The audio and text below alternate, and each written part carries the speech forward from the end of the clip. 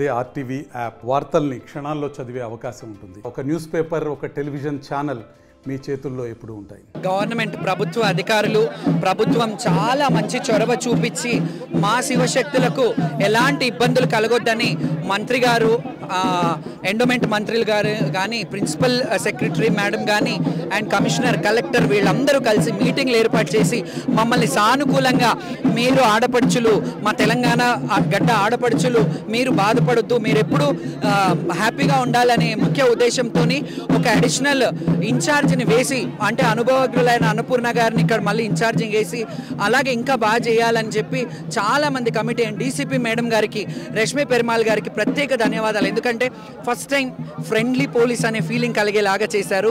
చాలా ఆవిడ కృతజ్ఞతలు తెలుపుతున్నా.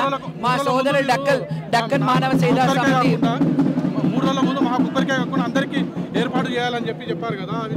100% ఈరోజు అందరూ వస్తున్నారు, అన్ని బోనాలు పోతున్నాయి కదా, ఒక్కరికి కాదు ఇది. మీరు అలా మళ్ళీ వక్రీకరించొద్దు దీన్ని. అందరూ కూడా మీరు చూస్తున్నారు ఇక్కడ నిల్చొని ప్రతి శివశక్తిని ఇక్కడ స్పెషల్గా ట్రీట్ చేస్తున్నారు. ప్రతి శివశక్తికి ఒక్కోళ్ళని వదులుతున్నారు. 5-6 మంది, 5 మంది అన్నారు కానీ ఎక్కువనే వదులుతున్నారు. ఇంకా వాళ్ళు వస్తున్నారు, మొక్కులు సమర్పించుకుంటున్నారు. ఎక్కడ అవాంఛనీయ సంఘటనలు జరగట్లేదు. దానికి పోలీసులు చాలా సహకరిస్తున్నారు. Thank you so much. ప్రతి సంవత్సరం కూడా మీ బోనం అమ్మవారికి సమర్పించడం ఎలా అనిపిస్తుంది? చాలా సంతోషంగా ఉందమ్మా ఈ బోనాన్ని అమ్మవారిని సమర్పించడము. అమ్మవారి యొక్క కరుణా కటాక్షాలను భావిస్తున్నాను. ఎందరో మంది ఉన్నారు అమ్మవారి సేవకులు, ఎంతోమంది భక్తులు ఉన్నారు. అందులో నన్ను అమ్మవారు ఎంచుకోవడము, 10 ఏళ్ల నుంచి అమ్మవారికి సేవ చేయడము, ఈ అమ్మవారిని ఎత్తుకోవడము, బోనం తీయడము, ఇది నా పూర్వజన్మ సుకృతం అని భావిస్తున్నాను. చాలా సంతోషంగా ఉంది తల్లి.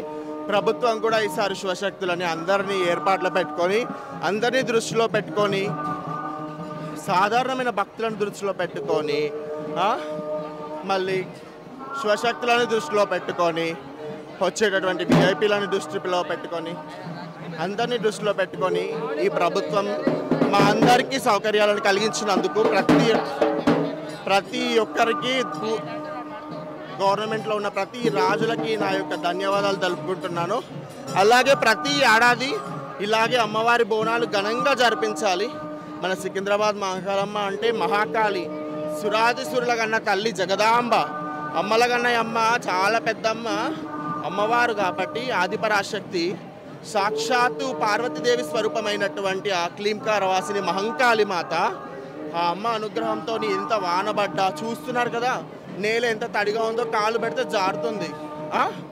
అలాంటి నేల మీద కూడా మేము ఆడుకుంటూ చిందులేసుకుంటూ వస్తున్నామంటే అంతా మా తల్లి మహంకాళమ్మ దయనే. అమ్మవారి బోనంని ఏ విధంగా అలంకరించారు? అమ్మవారి యొక్క బోనాన్ని ఏ విధంగా అలంకరిస్తామంటే పొద్దుగానే లేచి తలస్నానం చేసుకొని బోనంకి పసుపు రాసి, ఆ పసుపు మీద కుంకుమ కొట్టి, కుంకుమ ఎందుకు కొడతామంటే శ్రీశక్తి, అమ్మవారి శక్తికి చిహ్నం కదా కుంకుమ, కాబట్టి మహంకాళమ్మ కుంకుమ కొట్టి అమ్మవారి ప్రతిమలు పెట్టి యాపాకు పెట్టి మేము అలంకరించుకొని అమ్మవారిని ఆవహించుకొని బోనం ఎత్తుకొని అమ్మవారికి బోనం సమర్పిస్తూ ఉంటాం. సాక్షాత్తు అమ్మవారే మీ రూపంలో వచ్చి మాట్లాడుతుంది అంటారు. మరి ఈసారి ప్రజల కోసం ఏం కోరుకుంటున్నారు? ప్రజలందరూ శాంతిగా ఉండాలమ్మా. మన రాష్ట్రంలో, మన దేశంలో ఊరికే టెర్రరిజంలు, కొట్లాటలు, గొడవలు, చంపుకోవడాలు, చావడాలు, అన్యాయాలు, దోపిడీలు చాలా ఎక్కువైపోయినాయి. అవన్నీ తగ్గిపోయి ప్రజలంతా శాంతిగా ఉండాలి, దేశం చల్లగా ఉండాలని మనస్ఫూర్తిగా కోరుకుంటున్నా. జై బోలో జై మహంకాళి మాతాకి. బోనం సమర్పించుకున్నారా? బోనం ఇప్పుడే సమర్పించినాం. చాలా అంటే చాలా సంతోషంగా ఉంది. అందరికీ బోనాల పండుగ శుభాకాంక్షలు. అలాగే చూసుకున్నట్టయితే శివశక్తులకు కానీ జోగినీలకు కానీ ఒక ప్రత్యేకమైన ఏర్పాటు చేశారు. ఎందుకంటే మేము గోల్కొండలో, బల్కంపేటలో చాలా బాధపడ్డ రోజులు ఉన్నాయి. దేవుడి దగ్గరికి తలంబ్రాలు కూడా సమర్పించలేని సమయము మాకు ఇవ్వలేదు అక్కడ. అందుకని మేము ఎండోమెంట్ డిపార్ట్మెంట్తో మాట్లాడినాం. వాళ్ళు మాట్లాడిన తర్వాత మేము ఏదైతే మాట్లాడుతున్నామో అవన్నీ విన్న తర్వాత బోనాలకు, జోగినీలకు, శివశక్తులకు అలాగే ఇంకా ప్రతి ఒక్కరికి కూడా ఒక మంచి వే ఇచ్చారు. వాలంటీర్లు కానీ లోపల అమ్మవారి దర్శనం అయితే చాలా బాగా చేయించారు. సో గత ప్రభుత్వంతో పోలిస్తే ఈ ప్రభుత్వం చేసిన సౌకర్యాలు ఎలా ఉన్నాయి? ఇప్పుడు చేసుకున్న సౌకర్యం గత ప్రభుత్వం కంటే ఈ ప్రభుత్వం చాలా అంటే చాలా సౌకర్యం చేసిందండి.